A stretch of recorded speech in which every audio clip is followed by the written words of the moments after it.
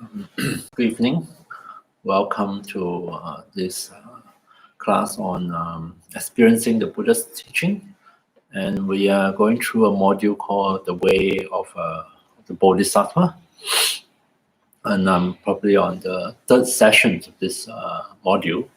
So Bodhisattva is someone who generates an altruistic motivation.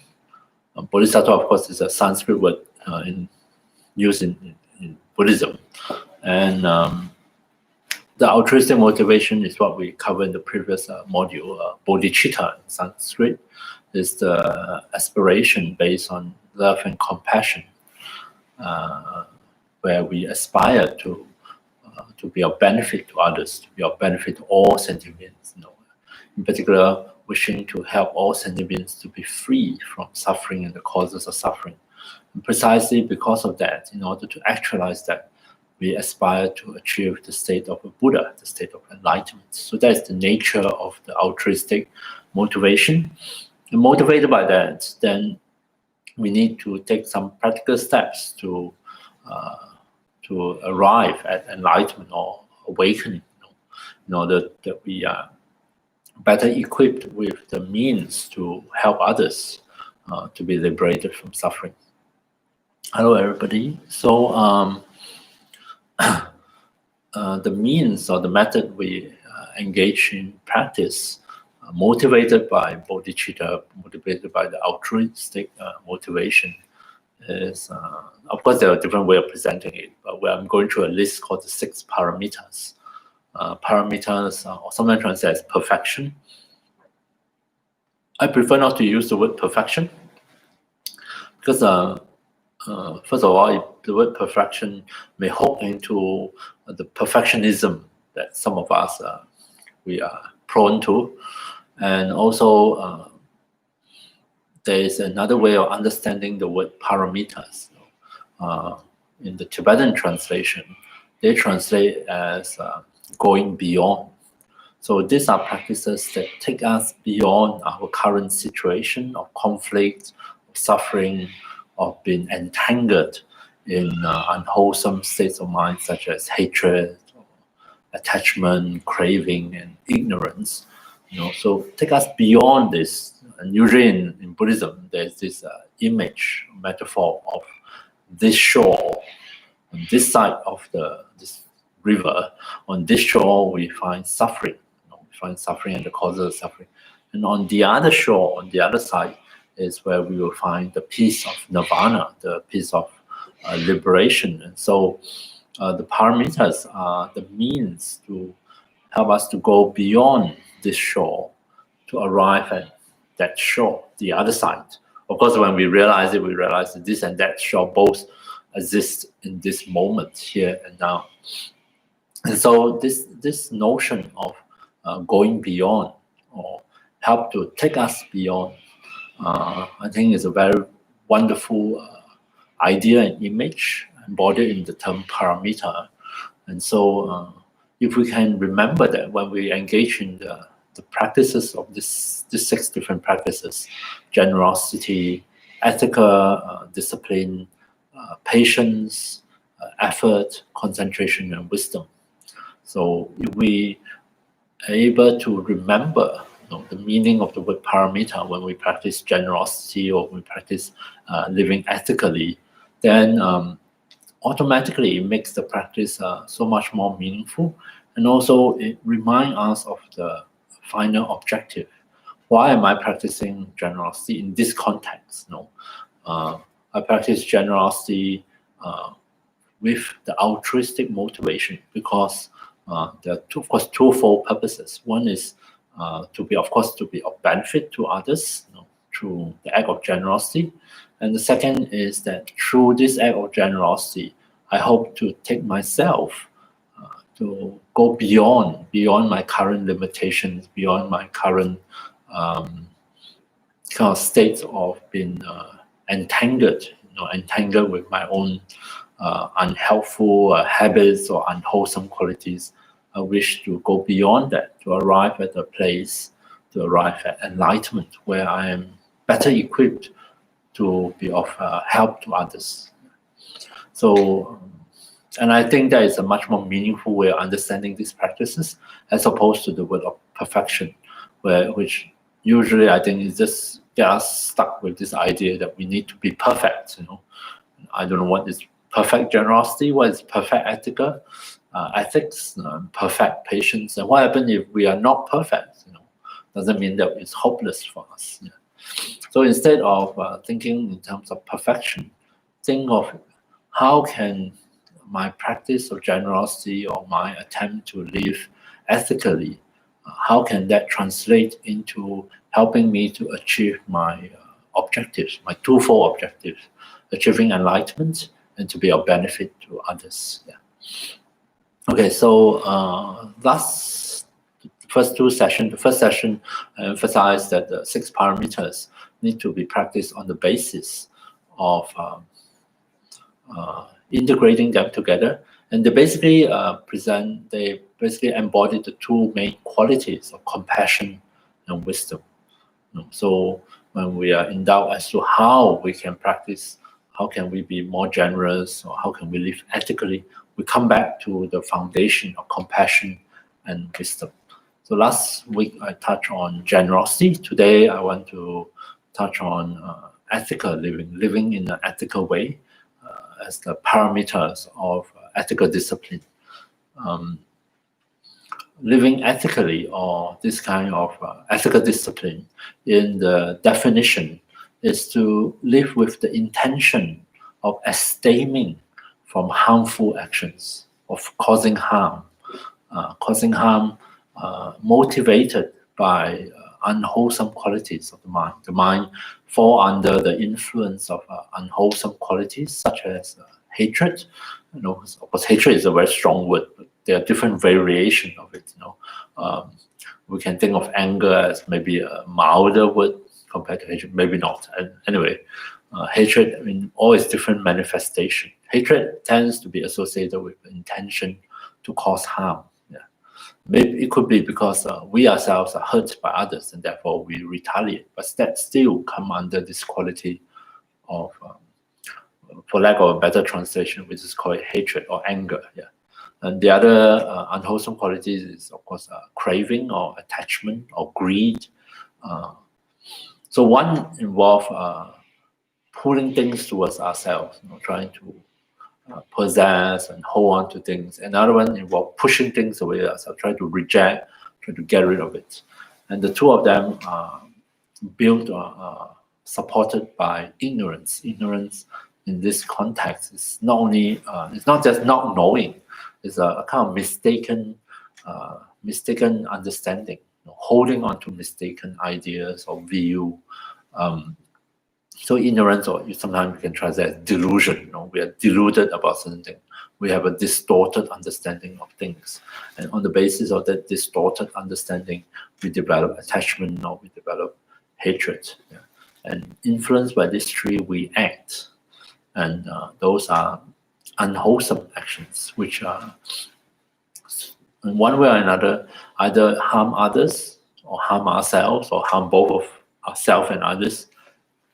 And ethical discipline, the practice of ethical discipline, is to refrain from acting under the influence of these states of mind to the best of our ability. And so that is roughly the kind of Buddhist definition of what it means to practice ethical discipline or to live ethically. Yeah. To go into a bit details, of course, in this context of the 6 parameters, ethics is usually divided into 3 types. The first one is the most common one, like what I said, is to refrain from harmful actions, unwholesome actions. The second aspect of ethics is to gather or to encourage and to cultivate wholesome actions, wholesome qualities. So it's the opposite. One is to refrain from acting, engaging in harmful, unwholesome actions. The other one, of course, is to encourage us to create and to gather to create more wholesome actions. The third aspect of ethics in this context is to act in such a way to bring benefit to others, other sentient beings. So refrain from unwholesome actions, gather or create more wholesome actions and to act in such a way to be of benefit to others. So these are the three aspects of ethical discipline in the context of the paramitas of ethics. But what I would like to start off with is to talk about what will be the basis of such practice of ethics. Because it's very easy when we come to a context of ethics to get a big long list of do's and don'ts, right and wrong, and then we try our best to understand what are those. It's like a rule base. What are the rules of the game? And after you try our best to understand the rules, then we try to follow them, or we fail to follow them, or we did the opposite. We break the rules. So then it becomes right and wrong, right and wrong, right and wrong, or what's good or what's bad, based on that list of rules. And a lot of time, the study of ethics becomes the study of what are the rules. What are the rules according to Buddhism? What are the rules according to other religious systems? And there's nothing right or wrong about that. But I find that once we get into that mind state, that frame, then it becomes a way of. It actually becomes like a game. It's like, to not kill. One of the rules, let's say, one of the precepts of Buddhism is to abandon killing, to not kill. Then there's almost a legalistic kind of consideration. What is the definition of killing? If I kill a mosquito, is it counted as killing? And how can I how can I get rid of the termites that's eating my house up without committing an act of killing? So we get into very practical stuff, of course. But sometimes approaching it in that way is almost like looking for loopholes, in and among the wordings of the rules. How can I still get what I want, but without breaking any of the rules, so that I can honestly say, look, I follow the rules. Therefore, it's not an unwholesome actions. I'm practicing, I'm living ethically. I prefer to approach the topic a bit differently. I prefer to go back to what we can call first principles. What is the basis? The basis for us to gauge and to decide what to do or what not to do. What is wholesome, what is unwholesome. And we start from that foundation, so that in a situation, when we find ourselves in a particular situation, we have our own way.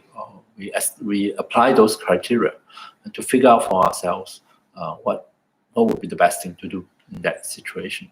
So the first principles will again be compassion and wisdom. You can understand ethics as coming from these two qualities. Compassion, of course, is the intention to not harm, to not cause harm, and instead of causing harm, to do the opposite, to see if we can free ourselves or others from suffering and the causes of suffering. So compassion is often defined as the wish or the intention, to free self and others from suffering and the causes of suffering. That is the wholesome quality of compassion. And wisdom in this context, there are different types of wisdom. In this context, I like to think of wisdom as the wisdom of understanding conditionality, how everything are mutually dependent and we are dependent on conditions. Due to the gathering of conditions, certain things happen. Due to the dissipation of conditions, certain things stop. So it is to think in terms of dependency on changing conditions, right? So within a certain context, the coming together of certain conditions will transform that action as a wholesome actions, and a different set of conditions will bring forth an unwholesome actions. And also the action themselves, depending on the conditions, may bring the result, which is happiness, whilst other actions provide a different set of conditions and bring the result of suffering. So wisdom is to think and to perceive things and to understand things in relation to conditions, dependency on conditions. So we're going to put those two together and out of it to derive for ourselves what might be the best possible way to approach a certain situation, the best possible choice available to us. Yeah. The important thing about ethics actually is to develop our own understanding and to verify for ourselves which are the actions, the choices and actions. Actions can be physical, or physical behavior can be so-called verbal. Verbal means involving communication. Of course, communicate verbally, but also, of course, these days, with texts and writings and things like that. So all forms of communications, and actions can also include what we dwell on in our thoughts. Those are mental actions, things, the plan that we saw hatch in our mind. So that is mental actions. So actions could be of body or speech and of mind. And ethics means what are the kind of actions which bring happiness as a result of engaging in them, and what other kinds of actions bring suffering as a result. Because at the end of the day, what we all want to accomplish is to find happiness for ourselves and for those that we care about, and to avoid suffering, to not have to suffer. Same for self as well as for others. So we need to work out for ourselves, and we do actually. Each one of us would most probably already have some kind of opinions or beliefs and views pertaining to this, because we have been acting since day one. We act initially when we're young, purely from instincts. Later on, as we grow older, we're able to consider, contemplate, think about it, and we have been acting in different ways, and also influenced, of course, by our early life experiences, by the people around us, by our culture, our society, and so on. So we already have within us a certain kind of understanding, a certain set of beliefs, how to act, and which are the choices and actions, and what sort of results they bring to us. Yeah. And all we are doing here is to make explicit that understanding, that relationship, and to inquire into it, whether is it factual, is it correct. And of course, Buddhism has its own kind of instruction or explanation pertaining to this. And it's very important for us to examine it in our own experience, in our own personal experience, to decide for ourselves, do we agree with it, and therefore hopefully take it on board, or we disagree with it. So we, in the Buddhist teaching on karma, we say that wholesome actions bring happiness as a result, and unwholesome actions bring suffering as a result. This is said to be a definite relationship. Wholesome actions do not bring suffering as a result, and unwholesome actions do not bring happiness as a result. So it's asserted that this is a definite relationship. Wholesome relate to happiness, unwholesome related to suffering. Yeah. Wholesome, of course, or unwholesome in this case are actually motivated by ignorance, hatred, and attachment, as well as any other states of mind derived from these three. Yeah. Whereas wholesome, of course, is the opposite. Actions motivated by the opposite of ignorance, non-ignorance, or wisdom, or correct understanding, correct view. Opposite of hatred is kindness and compassion. Opposite of attachment or craving is sometimes we call it non-attachment or renunciation. Yeah. So those are the so-called wholesome roots, and action motivated by them are said to bring happiness as a result. And this is actually probably the most, at least from my point of view, the most important thing to consider, because if we are convinced, if we agree with, convinced, then naturally that would influence our choices. If we are genuinely convinced by it, yeah. Unfortunately, quite often we might just sort of take in the words. We may take in this idea, we take on board this idea, but we find ourselves in a conflict situation, whereby although we have this kind of idea or ideal We might accept this Buddhist ideal of wholesome actions bring happiness, unwholesome actions bring suffering. But maybe deep down within us, within at the level of our habits, we find that that's not true. We still engage in what would consider unwholesome actions. Maybe because deep down we are unconvinced about it. We still feel that certain acting in a certain way, so-called unwholesome actions, are still possibly able to bring us happiness, which is why we find ourselves repeatedly engaged in them.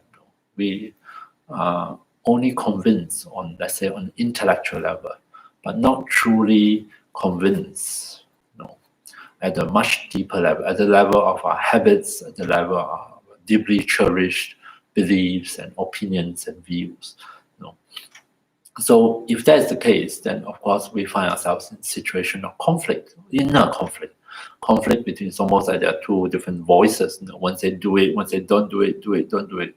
And that is of course not a pleasant place to be.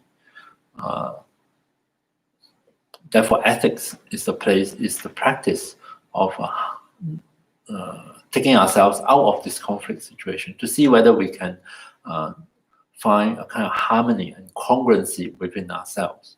So much so that not only on the intellectual level, but also deep down within us, we have come to accept and internalize certain kind of ethical principles. And that is the practice of ethics. Yeah. Because otherwise, the others are more like, to put it in a not a nice way, is for sure. Because I feel that, in front of all these other people, I ought to behave in that way. Therefore, I act in that way. But that may not be my genuine motivation. That might not be what I'm truly convinced about. Yeah. So that's why it's probably quite superficial in that case. And ethical discipline is not about just doing things for show. It's about trying to achieve a certain sense of congruency. We fully take on board certain ethical principles that we have come to accept and we agree with, and then we try to act from those ethical principles and try to manifest or express them in our actions, in our choices. So I hope that makes some sense. Yeah. So the way to do that, of course, is to go back to first principles. What are the fundamental principles that guide Buddhist ethics? And I'm saying that we can distinguish it in terms of compassion and wisdom. So confronted by a situation, instead of immediately jumping on board and judging what is right and what is wrong based on certain standards, one way of looking at it is to think in terms of compassion. Which way brings suffering as a result, and which choice brings freedom from suffering as a result, and therefore incline our mind towards that which brings freedom from suffering. So instead of looking at a situation and deciding what is right and what is wrong, just simply changing the definition a little bit, judging what brings freedom from suffering as a result, or what create more suffering as a result, and of course incline our mind towards that which brings freedom from suffering. This is very much in line with the Buddha's teaching. On certain occasions, when asked what exactly, give a summary of what you're teaching, the Buddha said that he taught suffering and the end of suffering. And you can see this in his presentation of the Four Noble Truths, one of the most famous teaching of the Buddha. The Four Noble Truths is organized around the Noble Truth of suffering, the Noble Truth of the origin of suffering or the source of suffering, the Noble Truth of the cessation of suffering, and the Noble Truth of the path or the way leading to such cessation. So you can see just by that formulation how much emphasis is placed on understanding suffering, understanding its source or its causes, and then acting in such a way to bring an end to that suffering, bring freedom from the causes of suffering. So likewise, we can take that and apply it in the context of ethics and decide out of compassion, looking at the situation and then deciding, how can I act in such a way that I reduce the suffering, or I'm able to help to bring about freedom from suffering. And mentally or emotionally, I find that if I'm thinking in terms of right and wrong, or good or bad, I'm in a very judgmental mode.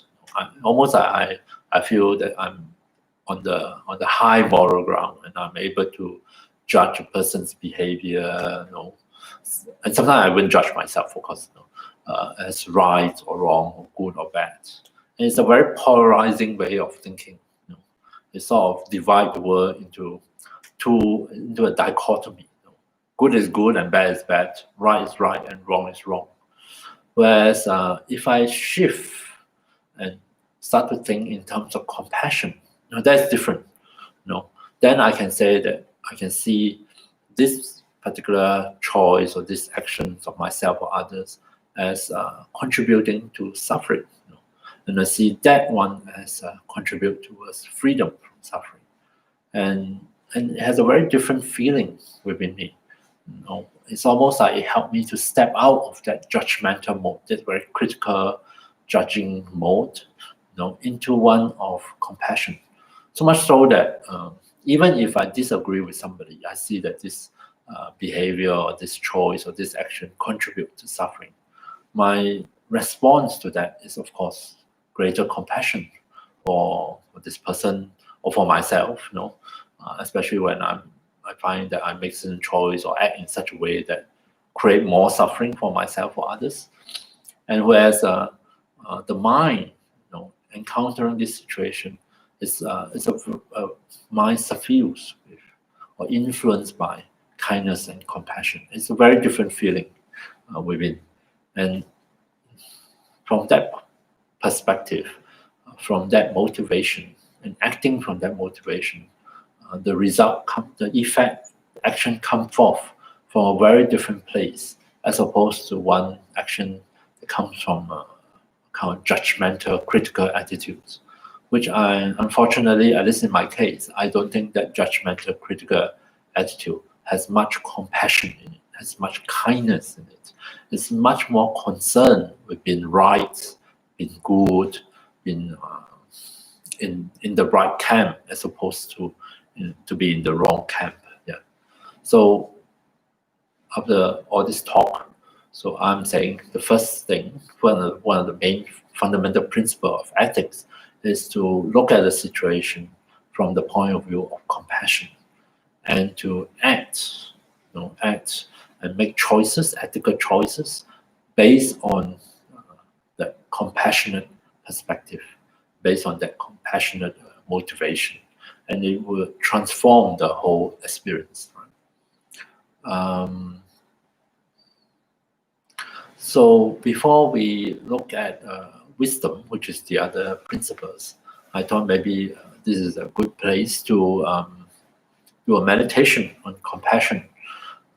Compassion is, they are what we call in Buddhism the four divine abiding of the heart, which are the qualities of loving kindness, compassion, appreciative joy, and equanimity. Among the four, compassion is the quality to invoke compassion, to arouse our natural compassion and to cultivate compassion. The difficulty is we need to let into our awareness painful feelings. Could be the pain of ourselves or could be others, the suffering experiences. Because compassion is the response to suffering, the response to pain, be it of self or others.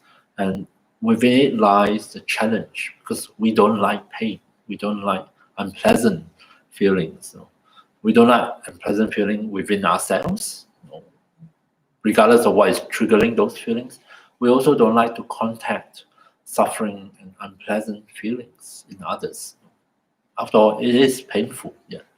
But a compassion that arises without contacting pain and suffering, that is somehow shield from the messiness of pain and unpleasant feelings, is I would not consider that as genuine compassion. It's almost like a sort of sanitized version of compassion. Compassion up in the head, as opposed to compassion that comes from the heart.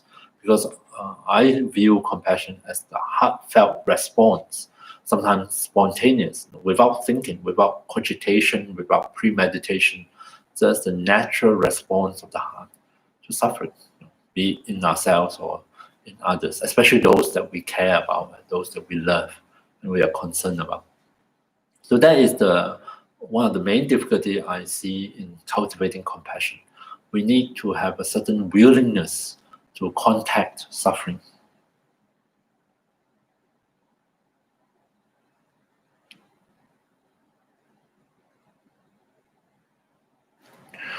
Okay, Sue, sentence is not complete. I'll wait for you to complete the paragraph. So she said that someone who claimed to be homeless and asking for help. The other day, someone stopped me on the street and asked me for loose change so that she can top up her Opal card. For some reason, I get very irritated by her. And I don't think I'm wrong to think that she's lying. She's very, I mean, the excuse, it sounds like excuse to me. I much rather if she just be honest with me and say she would like to have a few loose change. So I wasn't very compassionate, I have to say. At that occasion, I just said no and then walk off. Yeah. I look into my mind, of course, I'm always quite aware of my own lack of compassion on certain occasions. Somehow her behavior didn't touch my heart, and bring forth the little bit of compassion I have. And so I find myself reacting to it with irritation. And for some reason, I decided on the spot that I will follow this irritation instead of standing there and trying to work out what is a truly compassionate thing to do. And so later I can acknowledge, I look back, I acknowledge my lack of a compassionate response in that situation. So, and then I thought I was quite forgiving of myself. I sometimes can be maybe a bit too forgiving of myself. I decided that, I would not beat myself up for not responding with compassion towards this person, because I think I'm not so sure I like to support the lie. Basically, I perceive it as a lie, in order to get a few easy dollars, so to speak. Not that it's easy, because you do have to open your mouth and say it. And I probably, in a similar situation, I might not even have the courage to do so. So in that situation, I concluded that it didn't invoke compassion. I didn't try. I didn't manage to come up with any compassion, and therefore my behavior is not motivated by compassion. And sometimes I think it's important in practice to acknowledge the fact. So the fact is I don't feel compassion. I didn't act from it. Maybe I did the wrong thing. I don't know, but that's what I have done. That's the choice I made in that occasion. And I think we can just see it for what it is. We don't know. Maybe someone else in that situation would behave very differently, but I didn't. And I cannot go back now to change the past, but I can take note of it. I take note of it as an instance where I didn't feel compassion. So, and maybe there's a lesson to be learned there. I don't know. But I feel that in the practice, it's always good to be aware of both, to be aware of when we do feel compassion. It arises, triggered by whatever it is that we are aware of in that moment. And there are also many occasions when we don't respond with compassion. And it's important to be mindful of both, right? And over a period of time, looking back, we can learn about ourselves, learn about our own habits, and decide for ourselves in which occasion we have acted in a positive way, and we need to encourage that, and on which occasion maybe I have made a mistake, and there's something I still need to work on. Yeah. Compassion is just one response among many possible. Yeah, and it's not always. How should I say? Of course, wisdom comes in. Also, we also need to discern in that moment. What would be the better things to do or not do. Yeah, but I think it's important to acknowledge that I'm not compassionate when I'm not compassionate. Yeah. And of course, then there are other reasons, of course, why I'm not responding with compassion, and we do have to be careful because sometimes we come up with all sorts of excuses to excuse ourselves. In that case, I don't know whether I don't think I bother to make excuses. I'm just irritated. That's all, and I just have to acknowledge that. Yeah.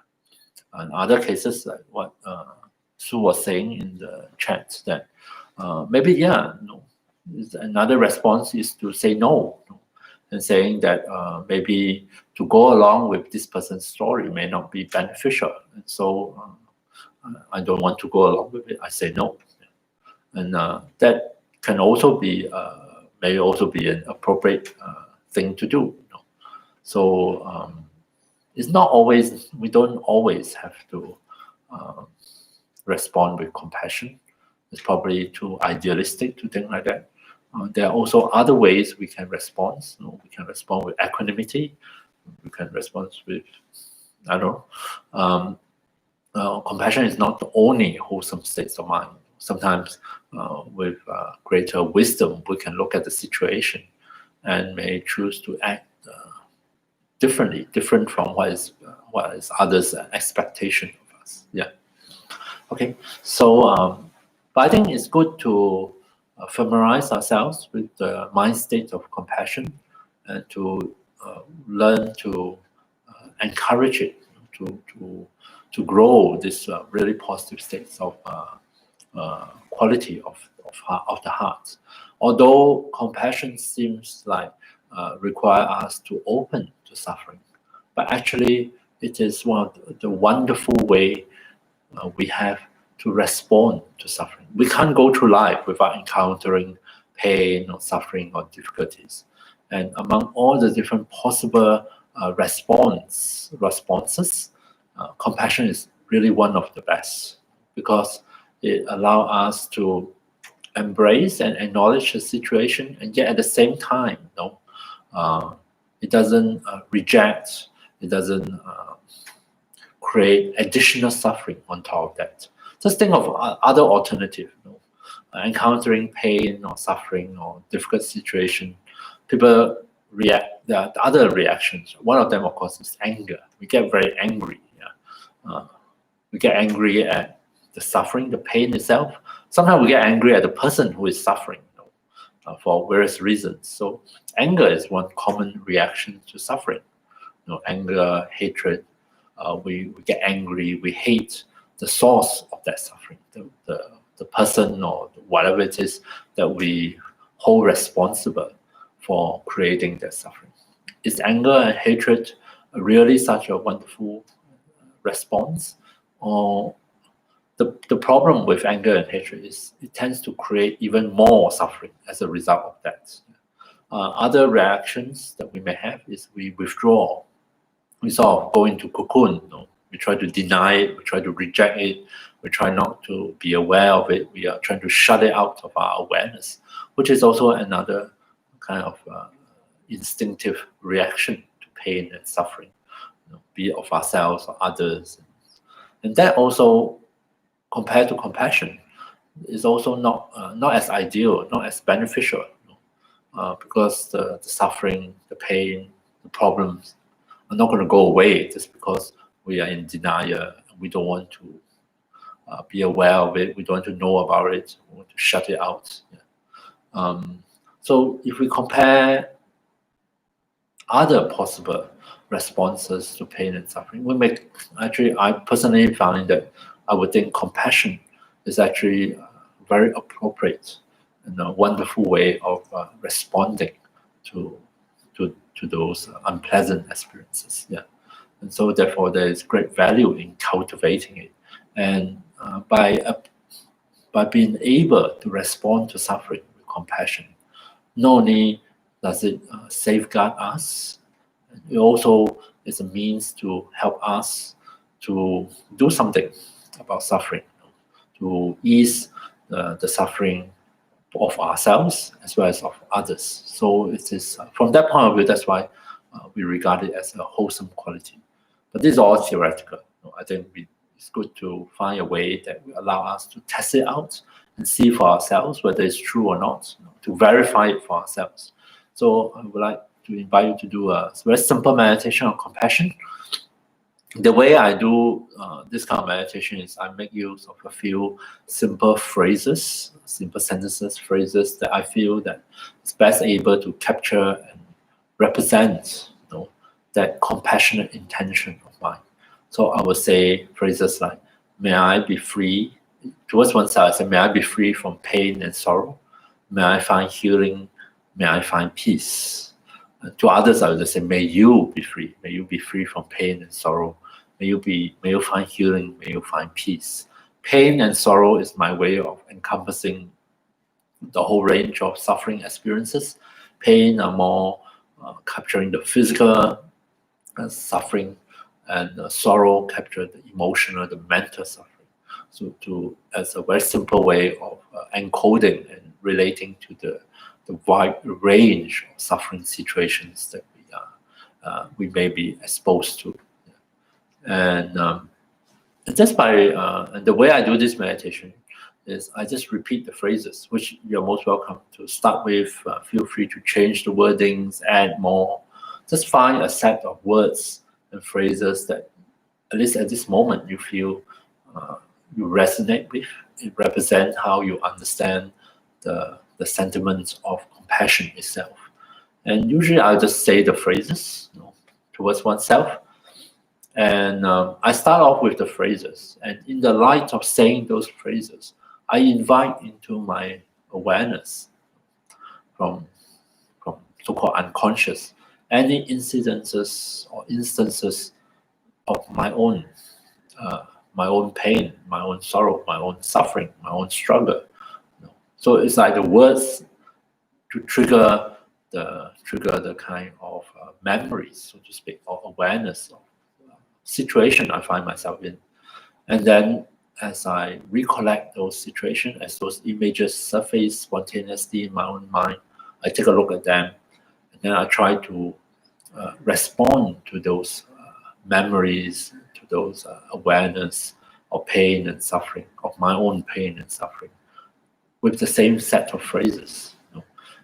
It's almost like I'm trying on a compassionate response to those, to my own share of suffering and unhappiness, and wishing myself, may I be free from pain and sorrow. May I find healing. May I find peace. So we start with ourselves, and then I invite you to bring to mind someone else. And just the same procedure, say the phrases, just wait a bit, see whether it triggered, based on your knowledge of this person, how well you know this person. Each one of us has our own share of struggle, our own share of pain and suffering. And when that comes to mind, we try on a compassionate response. We say the same phrase, offer it to this person, and see whether the words may help us to find our way to this heartfelt feeling. Or compassion is not actually a feeling, a heartfelt intention of compassion. And so you may find that different feelings will arise. The feelings are less important than the intention, the orientation of mind and heart. Yeah. Sometimes you don't necessarily feel anything, but you know that you are acting and responding from a place of compassion. And other times, of course, there are different kinds of feelings that varies from one person to another, one situation to another. And in that case, if the feeling arises, by all means, include them in the meditation, make them part of our response to the suffering of ourselves and others. Okay, so let's do a meditation on compassion. So invite you to settle back into a suitable meditation posture, sitting on the chair, sitting on the floor, cross-legged, or you can also lie down on your back in the supine position, especially in the privacy of your own place, no one looking in on you. You just find a most suitable posture for the body. And take a few moments and allow the body to settle into this posture.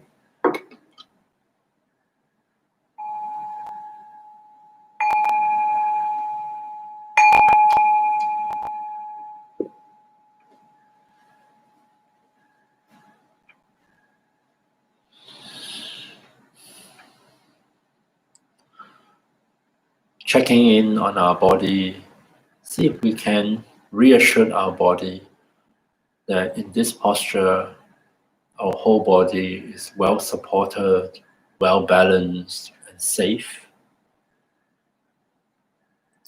And this will help to promote the body, encourage the body to respond by releasing, letting go of some of those unnecessary tensions and contractions in the different parts of the body. And as the body loosen up and unwind and untie, the body will be able to settle into the posture and feel more and more comfortable and at ease in the posture.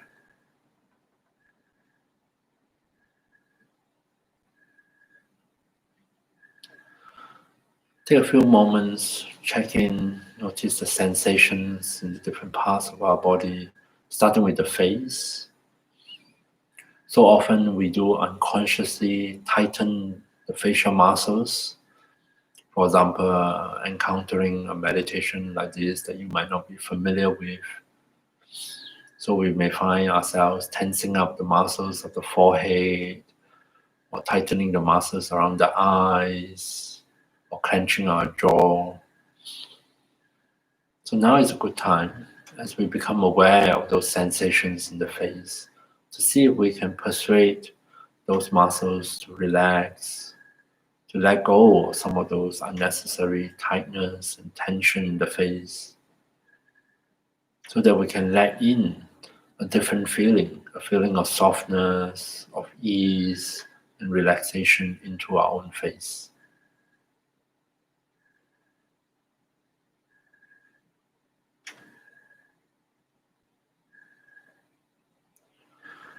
So to begin compassion, meditation on compassion, we select a few simple phrases or sentences that best convey our intention, our compassionate intention. So my stock phrases are, may I be free from pain and sorrow. May I find healing. May I find peace. May I be free from pain and sorrow.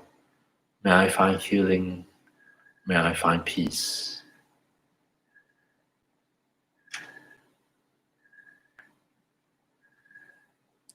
So feel free to change the wordings, add or subtract. Just come up with a set of phrases that best convey your compassionate intention. Slowly, mindfully, we repeat the words and offer it to ourselves. May I be free from pain and sorrow. May I find healing. May I find peace. See if we can say the words with as much sincerity we can find and genuinely offer it to ourselves. And after each repetition, we pause a bit. We pause and see how our body, our heart and mind may respond to the words. We try to encourage and invite into our awareness our own share of struggle, of pain and sorrow and suffering, and see what comes forth, what sort of images or memories or ideas may surface in our awareness. May I be free from pain and sorrow. May I find healing. May I find peace.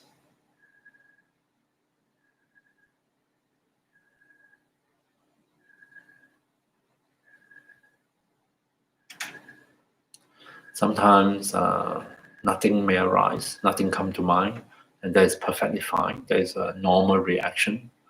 We just have to periodically repeat the phrase, realign our intention along with the deeper meaning behind those words, and offer it to ourselves. May I be free from pain and sorrow. May I find healing. May I find peace. At other times, maybe memories will start to surface. Memories of our own share of challenges, of difficulties, difficult feelings, pain, unhappiness. As those memories arise, take a good look at each one of them and see if we can respond to them from the same place with the same words of compassion. May I be free from pain and sorrow. May I find healing. May I find peace.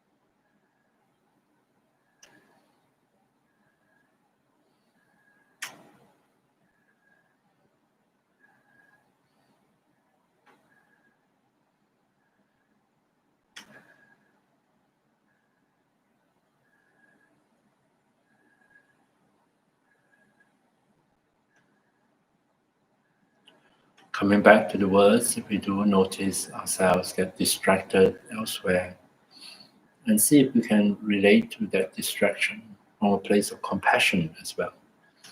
May I be free from pain and sorrow. May I find healing. May I find peace.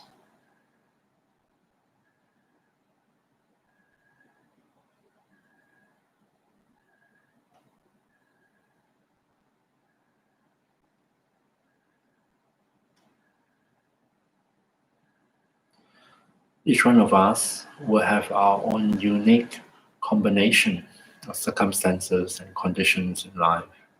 We have our own share of suffering and the causes of those suffering. And no one will be an exception. And we ourselves, just like others, are worthy of compassion, a compassionate response from within ourselves. So see if we can invite into our awareness our share of unhappiness and difficulties. See if we can also sincerely, from our bottom of our own heart, respond to those with compassion. May I be free from pain and sorrow. May I find healing. May I find peace.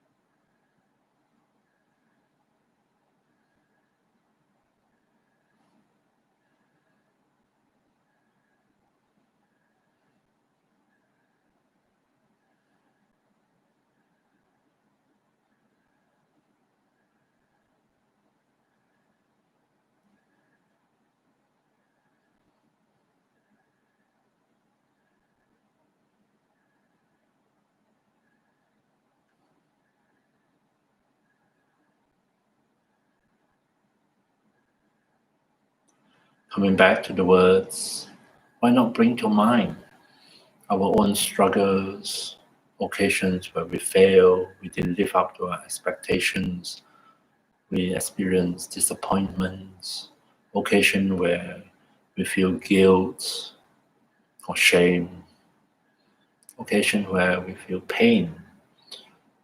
Let those come to mind and see if we can respond to our own pain and sorrow from a place of compassion.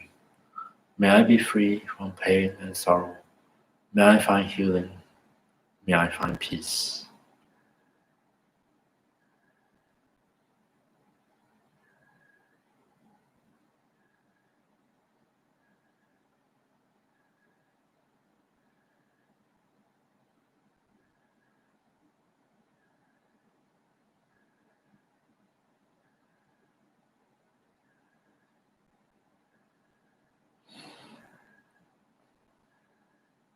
So coming back to the words of our phrases of compassion, see if we can step out of a mindset thinking in terms of right and wrong, good and bad, the judgmental way, and instead shift to a perspective of compassion, seeing suffering as well as the end of suffering. May I be free from pain and sorrow. May I find healing. May I find peace.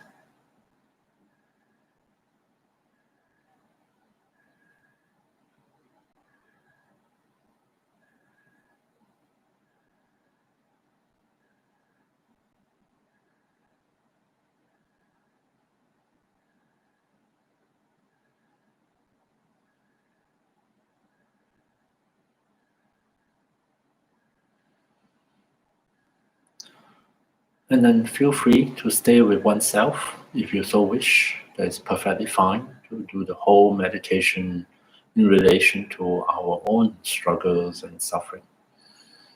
Or you would like to turn your attention outwards and bring to mind other people in your life, one at a time.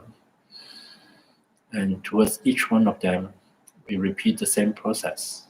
Say the phrases of compassion and allow the words to trigger and bring to mind what you know about this person, his or her share of difficulties, challenges, struggles, pain, and suffering.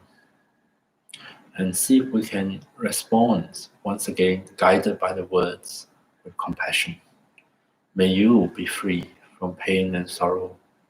May you find healing. May you find peace. And feel free to linger as long or as short as you like with each one of them, and move on to others at your own pace.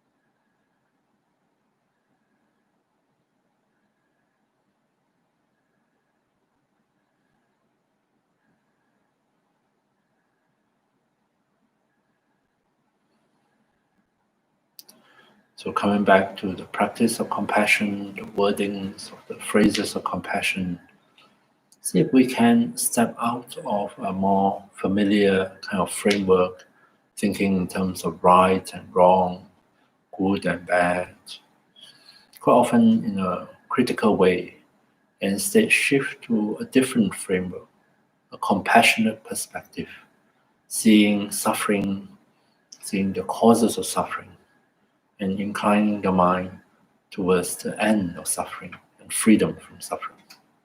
May you be free from pain and sorrow. May you find healing. May you find peace.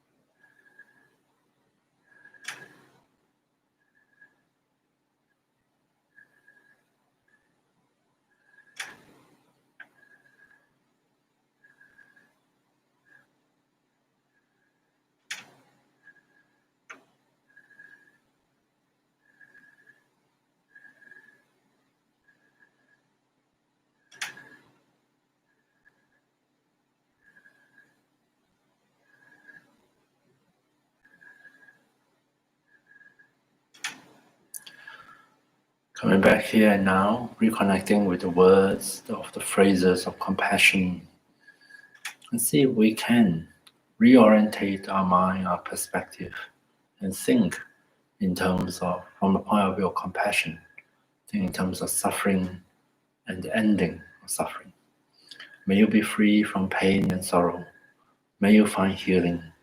May you find peace. And see whether, as you say the words, as you try on or try out the compassionate response, whether you can discern a difference in attitude, a difference in feeling, a difference in the body between one of thinking in terms of right and wrong, good and evil, and the perspective of compassion, suffering, and the end of suffering.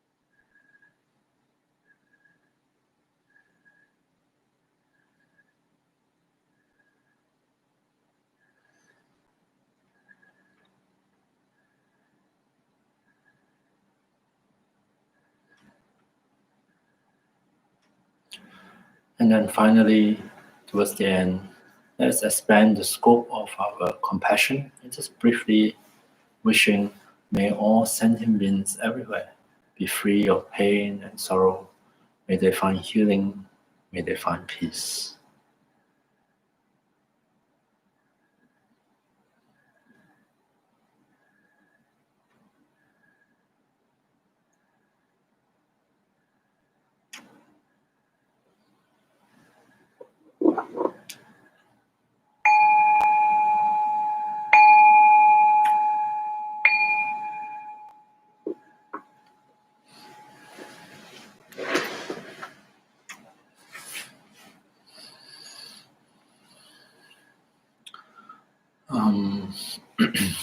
Okay, so that is a simple meditation on compassion, which quite often may not feel very compassionate when doing that, which is fine. I mean, we don't necessarily feel on demand, but as a practice, it helps to, with the support of, in this case, phrases, words, to just try out, try on, so to speak. And there are occasions where we may feel all sorts of different feelings, not necessarily compassion, and that is perfectly fine because we, under different circumstances, we do react or respond differently. Yeah. But with the guidance of the words help to lead us back to the noble intention of compassion. Even though we may not feel it at this moment, at least we try out and try to reorientate our attention, our mind and heart in that direction, and which is why it's a practice. Yeah. It's not a perfection, but it's a practice. When I present a topic related to ethics in Buddhism, I have this habit of talking about all these other things other than all the do's and don'ts. In fact, over the years, I less and less willing to look at the specific formulation of the do's and don'ts, under the topic of ethical discipline. And I like to draw attention to what I think is the more important things, the motivation behind our choices, our actions, and one of which is compassion, and later another one would be wisdom. Because otherwise I find that when we approach this topic of ethical living, ethical principles, quite often we are almost like just looking for loopholes, to get what I want and yet not have to pay the price of it. How can I get rid of these things that I don't like, and yet at the same time not create a negative karma. So that at the end, it's like having my piece of cake and eat it. It's like almost like trying to figure things out, so that I can still get what I want, which is the most important thing, even we may not admit it, and not have to commit anything that is considered wrong or unwholesome. And I always feel that there's something wrong about that approach, because it almost seems like the fundamental intention or motivation is not compassion or kindness. It's about what I want, what is important to my happiness. It's sometimes a little bit self-centered, I have to say, if I find myself thinking in that way. So, which is why I think it's important to touch base with the fundamental principles that inform our ethical choice. In Buddhism, I'm saying it is kindness, compassion, and wisdom. So much so that in a situation, in some of those ethical dilemma, situation of euthanasia, should we allow someone to choose their own death? Then instead of thinking of in a very legalistic way, or according to the Buddhist teaching, any form of suicide, any form of killing oneself is regarded as negative karma. I like to think of it like, why not approach it from a compassionate perspective? Not to judge prematurely. This is right, this is wrong, you must not do it, you cannot do it, under no circumstances can you do it. Instead, to approach it from a place of compassion. Because the funny thing is, many years ago, I saw this documentary of people applying to this organization in Switzerland, from Australia, in order to legally end their life. And as part of the program, they say that, in fact, a huge percentage of those applications, after they are approved, people never carry through. Almost as if they just want the peace of mind that comes from the fact that they can do it when they so choose to do it. And we will miss out on these little details, or the complexity of human reactions, if we just think in terms of what is right and what is wrong, especially what is right and wrong based on some writings and some rules written down in some books and some texts that we consider to be holy. But there's so much more involved in anyone's situation, especially related to suffering, that sometimes, of course, there's no easy solution, no easy choice. But I think if we can come from a place of compassion and the willingness to pay attention, willingness to engage with it, and to do our best, then I personally think that is a much more wholesome way of approaching it, and much more in line with the underlying foundation and the principle of ethics. Okay, so which is why you don't hear me talk about the very specific do's and don'ts. But nonetheless, you can think in like the 3 types of ethics under the paramita ethics to refrain from harmful actions. It's our compassion out of this keen awareness of suffering and how painful it is when we ourselves suffer. We, of course, not want to inflict harm and pain on ourselves as well as on others. So we refrain from harmful actions out of compassion. Compassion for self, compassion for others. Likewise, gathering virtuous or wholesome actions, engaging in them, also come from a place of compassion. Precisely because we see certain actions as able to contribute to another's happiness or to our own happiness, or at least help to ease or lessen pain and suffering. Therefore, we engage in this action, which we call wholesome actions, precisely also from the same place of compassion. And lastly, the ethics of benefiting others, working for the benefit of others. Again, come from a place of compassion. If I have the capacity, if I have the ability, and in certain occasion in life, or maybe as a job, as a career, we reach out, we extend ourselves, we act in such a way that is beneficial and helpful to others, to to ease their suffering, to free them from the causes of suffering, to bring them happiness, warmth, even just to invoke a smile on their face. Again, also out of a place of compassion. In fact, if we hold fast to the deep-seated motivation of compassion, then it will guide us on many occasions as to what would be the most helpful or appropriate things to do in the different situations. So that is how I like to think about ethics. Of course, we will make mistakes, but at least we can hold on to that sense of the sincerity, where we all come from. And compassion is best paired with wisdom. Of course, there are many different kinds of wisdom. There are practical wisdom as to know what are knowledge and skill, information, to know under certain circumstances what is the best solution, the best practical way. So that is also wisdom.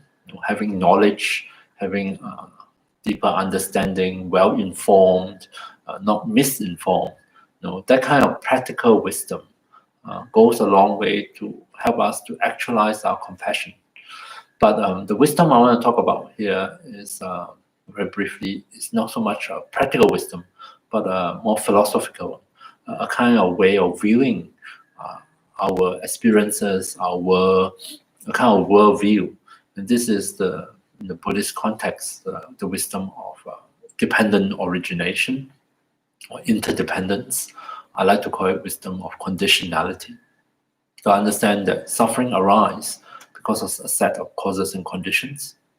Likewise, happiness, happy feeling, pleasant feeling arise also because of different sets of causes and conditions. And any situation, any experiences, impermanent, changing experiences are dependent on the underlying causes and conditions. And what we need to do is to sensitize ourselves to the interaction of all those different factors and conditions. And then we are in a better place to intervene, a better place to bring about change. Of course, most probably we will never be able to consciously figure out all the complexity of causes and conditions, to pin it all down. But the human mind is quite amazing. Even though we may not be able to logically work out everything, but we can build up an intuitive sense as to how best we can engage with that situation. We can work with the changing conditions to bring about positive change. And this way of viewing a situation, viewing a person, viewing a set of actions and circumstances of feeling, is, for me, is a very empowering one, because it helps us to step out of some more fixated way of looking at things. We do have a tendency to fix things, to group things together, to solidify them, to make them more concrete and more solid, and also more permanent. And thinking in terms of conditionality helps to break it apart. Pain, when we encounter pain can be experienced as a very solid lump of things, and in that, under the influence of that way of viewing, we can view that situation as something quite hopeless, because it seems so permanent, so unchanging, not amendable to change. That is true for physical pain. That is also true for emotional pain. That is also true for situations like, for example, depression. Depression can come across as a very heavy burden when you're caught up in the midst of it. But having the wisdom of conditionality, we are convinced that any kind of experience that arises must be dependent on certain set of causes and conditions. I may not know all of it, but if I can figure out a few of them, and if I can change a few of them, and sooner or later, if I change enough of those causes and conditions, then the situation will change. The pain will change. Doesn't necessarily decrease, could increase, but nonetheless, it will change. The depression will change. The kind of feeling that I'm burdened with will change. So thinking in terms of conditions give us hope. We can, instead of viewing a situation as fixed and unchanging, we have hope. we are hopeful because we know that so long as I continue to exert myself to work on those conditions, I may not be able to immediately achieve complete freedom from suffering, but quite often we can, to some extent, lessen the suffering, which is good news, isn't it? So that is the wisdom of conditionality, and it makes a big difference, in the midst of sadness, in the midst of very stressful situations, overwhelming negative feelings, to remember that and to think in line with that wisdom, help us to not only stay hopeful, positive, empowered, but also, on a practical sense, we start to look at what can I work with, to at least lessen suffering. That is true for oneself, also true for others. So if I view another person's situation, I might think that, yeah, it's very dire, it's terrible. We may not be able to relieve another person's suffering immediately or totally, but we can think, what can I do to change some of those conditions to lessen the suffering? Right. So there is a combination of wisdom and compassion together. And with the guidance of these two, then we often find ourselves making choices, acting, responding from these places. And I like to think that those actions, those thoughts, those speech, those behavior that come out of this place would be in line with our deeper ethical principles. Those would be wholesome actions. Right? And if we hold fast to this way of thinking, then even on occasions, we cannot remember all the big long lists of do's and don'ts and precepts and vows that we are supposed to keep.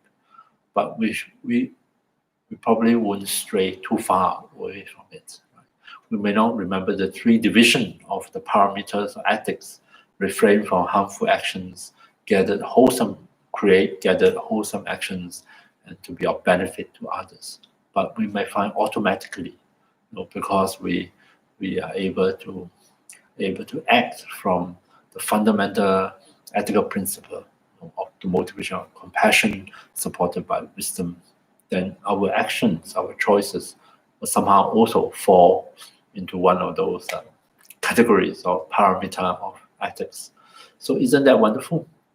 Doesn't strain your memory to remember all the big long list of vows and precepts and the do's and don'ts, and yet at the same time, spontaneously, because it's coming from this good heart within ourselves, good heart supported with wisdom, with understanding, then we are able to behave in a way that brings benefit to others as well as to ourselves. Okay, I'm amazed I'm able to keep talking for so long. If you have any questions or comments, I'm most welcome to put them on the live chat. There's one last bit of things I need to cover and sort of escape from my mind.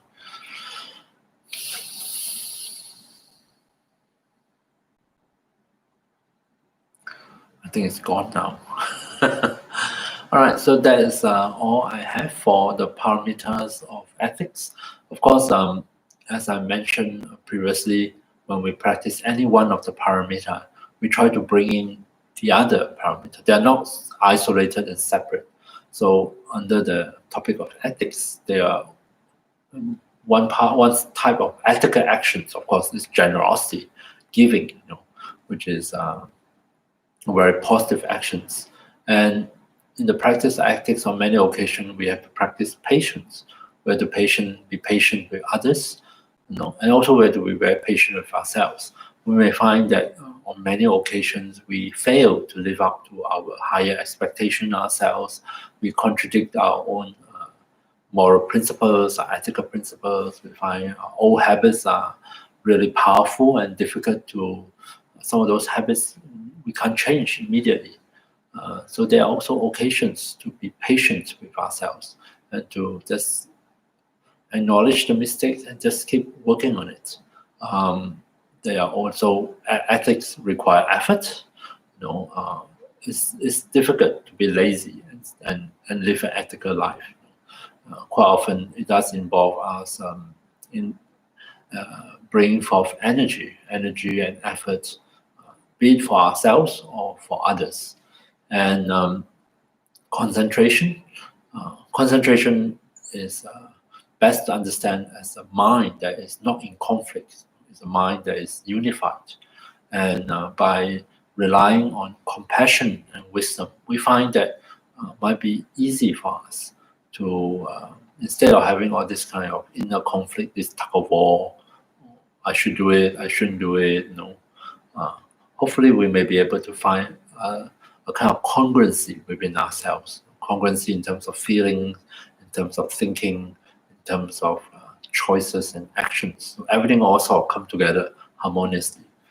And of course, wisdom, as I've already mentioned. So it's very important to see if we can practice the parameters not in isolation, but always try to remember that they mutually support one another, mutually influence one another. All right, that's all the material I have. Thank you very much for your attention. I do have an announcement.